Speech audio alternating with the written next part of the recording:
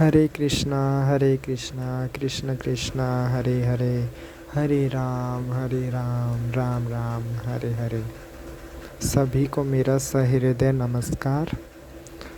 भागवत गीता अध्याय 2 सांख्य और योग का सिद्धांत। इसमें श्री कृष्ण संजय से कहते हैं, इस प्रकार करुणा और आंसुओं से भरी और व्याकुल आँखों वाले वेदना से भरे हुए अर्जुन से मधुसूदन श्री कृष्ण ने यह कहा, हे अर्जुन, तुम्हें इस असमय गलत समय में यह मोह क्यों हो रहा है?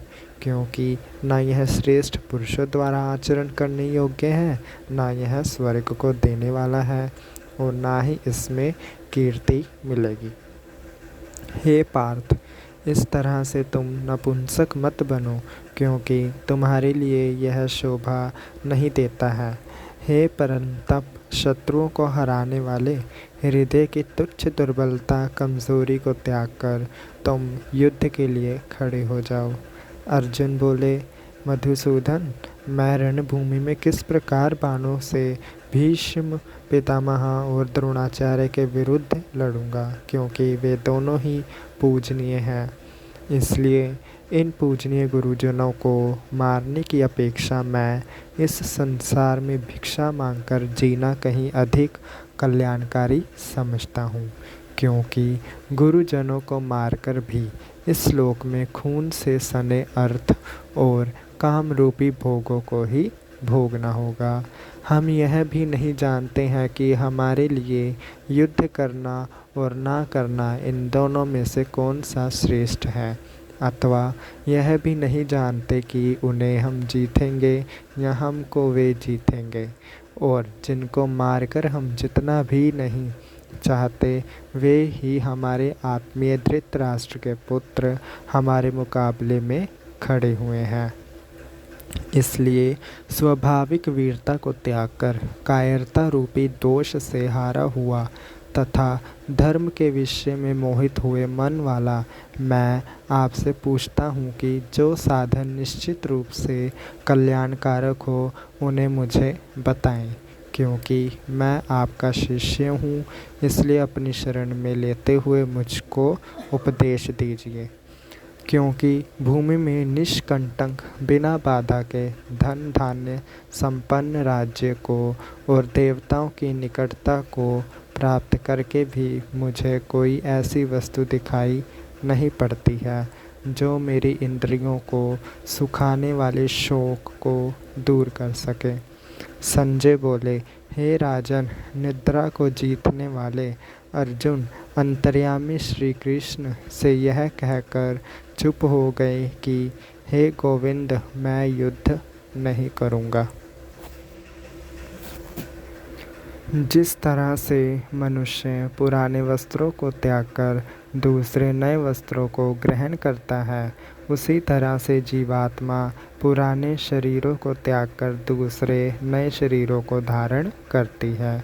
इस जीवात्मा को शस्त्रों के द्वारा छेदा नहीं जा सकता है। आग इसको जला नहीं सकती है, इसको जल से गीला भी नहीं किया जा सकता है और वायु भी इसे सुखा नहीं सकती, क्योंकि यह जीवात्मा न विभाजित होने वाली, न जलने वाली, न भीगने वाली, न सूखने योग्य है।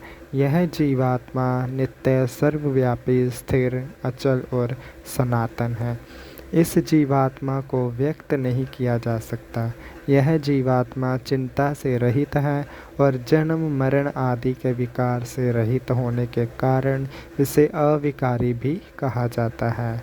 हे अर्जुन, इस जीवात्मा को इस प्रकार से जानने के बाद तुम्हारा शोक करना उचित नहीं है। हे महाबाहु, यदि तुम इस जीवात्मा को हमेशा जन्म लेने वाला तथा हमेशा मरने वाला मानते हो, तब भी तुम्हारा इस प्रकार से शोक करने का कोई कारण नहीं है, क्योंकि इस मान्यता के अनुसार जन्म लेने वाले की मृत्यु निश्चित है और मृत व्यक्ति का जन्म भी निश्चित है। इसलिए इससे बचा नहीं जा सकता। उसके लिए तुम्हारा शोक करना उचित नहीं है। हे भारत अर्जुन, सारे प्राणी जन्म से पहले अप्रकट थे और मरने के बाद भी अप्रकट हो जाने वाले हैं, केवल बीच के समय में ही प्रकट होते हैं। फिर इस विषय में शोक का क्या कारण? कोई महापुरुष ही इस जीवात्मा को आश्चर्य की तरह देखता है और वैसे ही कोई महापुरुष इसे आश्चर्य की तरह बोलता है, क्योंकि इसे आश्चर्य की तरह से सुनता है, किंतु सुनकर भी उसे कोई जान नहीं पाता है। हे अर्जुन, यह जीवात्मा सबके शरीर में रहने वाली है और इसे कभी भी मारा नहीं जा सकता। इसलिए जीवात्मा के लिए तुम्हारा शोक करना उचित नहीं है। इसके अतिरिक्त अपने धर्म को देखकर भी तुम्हारा विचलित होना उचित नहीं है, क्योंकि धर्म के लिए युद्ध करने की अपेक्षा क्षत्रिय के लिए इससे बढ़कर कोई दूसरा कल्याणकारी कर्तव्य नहीं है।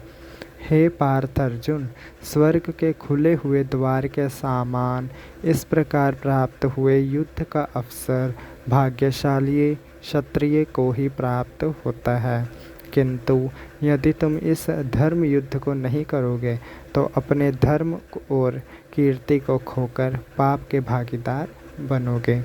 इसके अलावा सभी लोग तुम्हारी बहुत समय तक रहने वाले अपयश की भी चर्चा करेंगे और सम्मानित मनुष्य के लिए अपयश से बढ़कर कुछ भी बुरी बात नहीं है। बड़े बड़े योद्धा तुम्हें डर के कारण युद्ध से पलायन करने भागने वाला समझेंगे। जिनकी नज़र में तुम पहले बहुत सम्मानित थे, वे तुम्हें बहुत छोटा समझेंगे।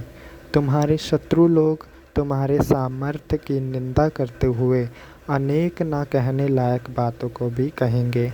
इससे अधिक दुख की बात और क्या हो सकती है। हे कुंती नंदन, या तो तुम युद्ध में मारे जाने पर स्वर्ग को प्राप्त करोगे या युद्ध में जीत कर पृथ्वी का राज भोगोगे। इसलिए तुम युद्ध के लिए दृढ़ निश्चयी होकर खड़े हो जाओ। सुख दुख, लाभ हानि, जय पराजय को एक समान समझकर तुम युद्ध के लिए तैयार हो जाओ। इस प्रकार युद्ध करने से तुम पाप के भागी नहीं बनोगे। हे पार्थ, अब तक मैंने तुम्हें ज्ञान योग के विषय में बताया है और अब मैं तुम्हें कर्म योग के विषय में बताता हूँ। जिस बुद्धि अर्थात ज्ञान को प्राप्त करने पर तुम कर्मों के बंधन को अच्छी तरह त्याग कर संसार से मुक्त हो जाओगे। इस कर्मयोग में किया गया प्रयत्न ना तो नष्ट होता है और ना इसमें कोई दोष होता है, बल्कि इस कर्मयोग की थोड़ी सी भी साधना जन्म मृत्यु जैसे महान भय से मुक्त कर देती है। हे अर्जुन, इस कर्मयोग में निश्चयात्मक दृढ़ संकल्प वाली बुद्धि एकनिष्ठ होती है, किंतु अस्थिर विचार वाले विवेकहीन सकाम मनुष्यों की बुद्धियाँ अनेक दिशाओं में बिखरी हुई और अनंत होती है।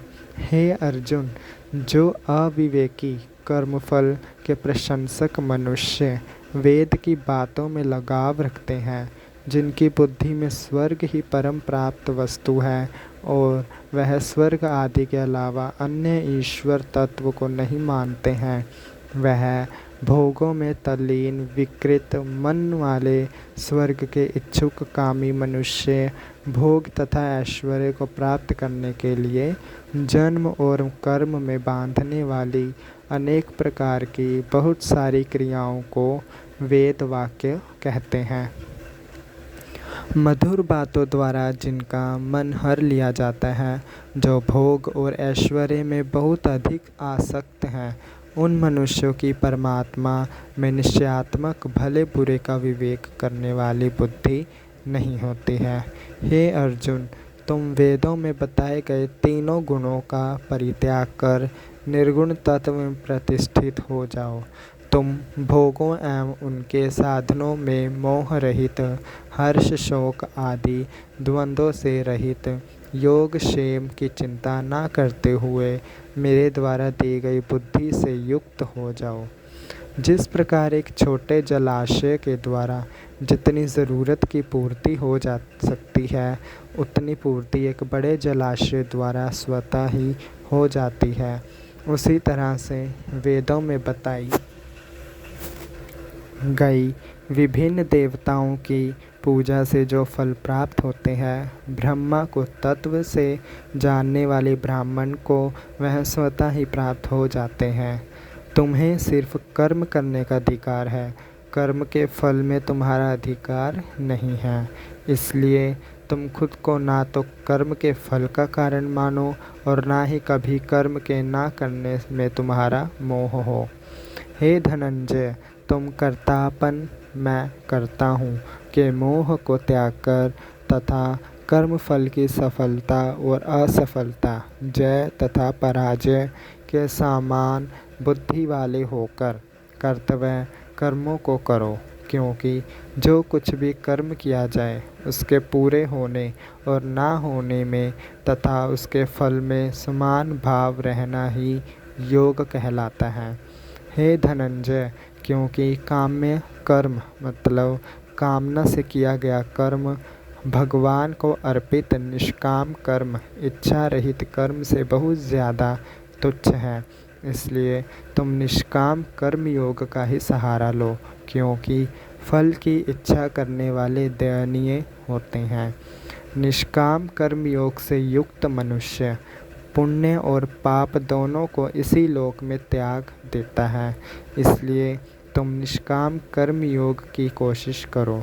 समान भाव से युक्त होकर निष्काम कर्म करना ही कर्म योग की कुशलता दक्षता है, क्योंकि बुद्धि योग से युक्त ज्ञानी लोग कर्मों से उत्पन्न होने वाले फल को त्याग कर जन्म बंधन से मुक्त होकर निर्विकार परम पद को प्राप्त करते हैं। जब तुम्हारी बुद्धि मोह रूपी दलदल को अच्छी तरह पार कर जाएगी, तब तुम सुनने योग्य और सुने हुए विषयों के प्रति वैराग्य को प्राप्त करोगे। जब तुम्हारी बुद्धि विभिन्न प्रकार के सांसारिक और वैदिक अर्थों को सुनने से विरक्त हो जाएगी और अन्य मोह से रहित होकर ब्रह्मा में स्थिर हो जाएगी, तब तुम योग को प्राप्त हो जाओगे। अर्जुन बोले, हे केशव, समाधि में स्थिर ब्रह्मा को प्राप्त हुए स्थिर बुद्धि मनुष्य के क्या लक्षण हैं? वे स्थिर बुद्धि पुरुष कैसे बोलते हैं, कैसे बैठते हैं और कैसे चलते हैं? श्री भगवान बोले, हे पार्थ, जिस समय यह मनुष्य मन में स्थिर सारी इच्छाओं को अच्छी तरह त्याग देते हैं और जब उनकी आत्मा अपने अंदर में ही संतुष्ट रहती है, उस समय वह स्थित प्रज्ञ कहलाते हैं। दुखों की प्राप्ति होने पर जिसका मन बेचैन नहीं होता है, सुखों की प्राप्ति में जो सभी तरह से इच्छा से रहित है तथा जिनके राग भय और क्रोध नष्ट हो गए हैं, वह स्थिर बुद्धि मुनि कहलाता है। जो मनुष्य सभी से मोह रहित होते हैं, अनुकूल और प्रतिकूल की प्राप्ति पर ना तो प्रसन्न होते हैं और ना ही द्वेष करते हैं, उनकी बुद्धि स्थिर हो गई है। और कछुआ जिस प्रकार से अपने अंगों को अपनी इच्छा के अनुसार समेट कर कवच के अंदर कर लेता है, वैसे ही जब यह मुनि इंद्रियों के विषयों से इंद्रियों को सभी प्रकार से हटा लेते हैं, तब उनकी बुद्धि स्थिर हो जाती है। इंद्रियों के विषय उस शरीर धारिणी आत्मा से विमुख हो जाते हैं जो उसके आनंद से दूर रहती है, परंतु विषय में रहने वाला राग खत्म नहीं होता है। स्थिर प्रज्ञ मनुष्य का विषयों के लिए जो राग होता है, वह ब्रह्मा के साक्षात्कार भगवान के दर्शन से खत्म हो जाता है। हे अर्जुन, क्योंकि मंथन करने वाली ये इंद्रियां मोक्ष के लिए प्रयत्न करने वाले बुद्धिमान मनुष्यों के मन को भी बलपूर्वक हर लेती है, इसलिए साधक को चाहिए कि वह इन सारी इंद्रियों को संयमित कर स्थिर होकर मेरे प्राण ध्यान में बैठे, क्योंकि जिनकी इंद्रियां वश में हैं उसकी बुद्धि स्थिर हो जाती है। जब कोई मनुष्य अपने विषयों का चिंतन करने लगता है तो उसके मन में उनके प्रति मोह उत्पन्न हो जाता है। मोह से उन विषयों की इच्छा उत्पन्न होती है और इच्छा की पूर्ति में बाधा पड़ने से क्रोध उत्पन्न होता है। क्रोध से सम्मोह, अच्छे बुरे कार्य को करने के लिए विवेक का अभाव होता है। सम्मोह से स्मृति में भ्रम हो जाता है। स्मृति में भ्रम हो जाने से बुद्धि का नाश हो जाता है और बुद्धि का नाश हो जाने से मनुष्य अपने विनाश को प्राप्त होता है। परंतु संयमित मनुष्य राग द्वेष से रहित होकर अपने वश में की गई इंद्रियों द्वारा विषयों को भोगने पर भी अंतरकरण की प्रसन्नता को प्राप्त कर लेता है और अंतरकरण की प्रसन्नता होने पर उसके सारे दुख समाप्त हो जाते हैं और उस प्रसन्नचित्त मनुष्य की बुद्धि जल्दी ही सभी तरफ से हटकर एक ब्रह्म में अच्छी तरह स्थिर हो जाती है। वश में न किए हुए मन और इंद्रियों वाले मनुष्य में निश्चयात्मक बुद्धि नहीं होती और उस जैसे बुद्धिहीन मनुष्य के अंतःकरण में भावना भी नहीं होती तथा भावनाहीन मनुष्य को शांति नहीं मिलती है और अशांत मनुष्य को सुख कैसे मिल सकता है। क्योंकि जिस प्रकार जल में चलने वाली नाव को वायु बहा ले जाती है, उसी तरह से विषयों में विचरण करती हुई इंद्रियों में से मन जिस एक इंद्रिय के साथ रहता है वह एक ही इंद्रिय इस अजितेंद्रिय जिसका इंद्रियों पर नियंत्रण ना हो पुरुष की बुद्धि को हर लेती है। इसलिए हे महाबाहु, जिस मनुष्य की इंद्रियों के विषयों से सब प्रकार से दूर खींच ली गई हैं उसी की बुद्धि स्थिर है। सब प्राणियों के लिए जो विषय रात के समान है उसमें स्थिर प्रज्ञ योगी जागता रहता है और जिस नाशवान सांसारिक सुख की प्राप्ति में सभी प्राणी जागते हैं, ब्रह्म के तत्व को जानने वाले मुनि के लिए वह रात्रि के समान है। जिस तरह से अनेक नदियों का जल सभी ओर से पूरी तरह समुद्र में उसको विचलित ना करते हुए समा जाता है, उसी तरह से सभी इच्छाएं स्थित प्रज्ञ पुरुष में कोई विकार उत्पन्न किए बिना ही समा जाती है। तब वह स्थिर प्रज्ञ पुरुष परम शांति को प्राप्त होते हैं, ना कि इच्छाओं को पूरा करने के इच्छुक मनुष्य।